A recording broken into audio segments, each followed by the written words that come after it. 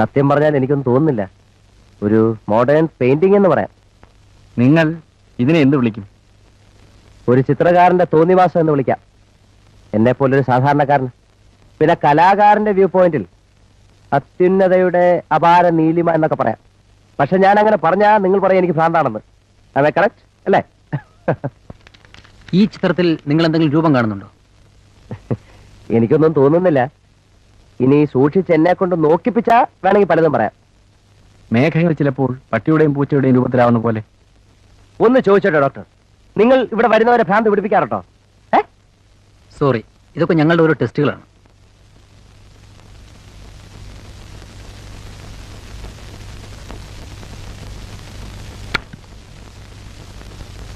ഈ ചിത്രം നോക്കി ഒരു കഥ പറയാമോ?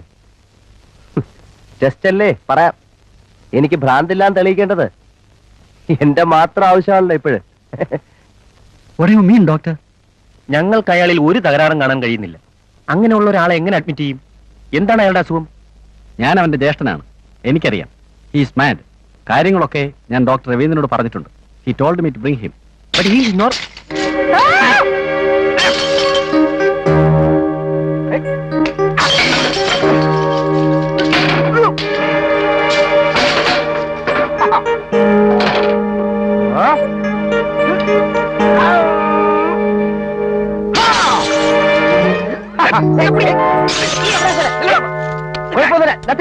പ്രശ്നമൊന്നുമില്ല. ഇവിടെ ഇവിടെ ഇവിടെ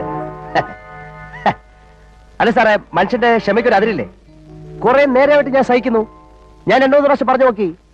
എന്റെ അവിടെ ഇവിടെ ഇവിടെയൊക്കെയല്ലേ വന്നിരിക്കുന്നത്, അവന്റെ അപ്പ സമ്പാദിച്ച സ്ഥലം പോലെ. ആര്?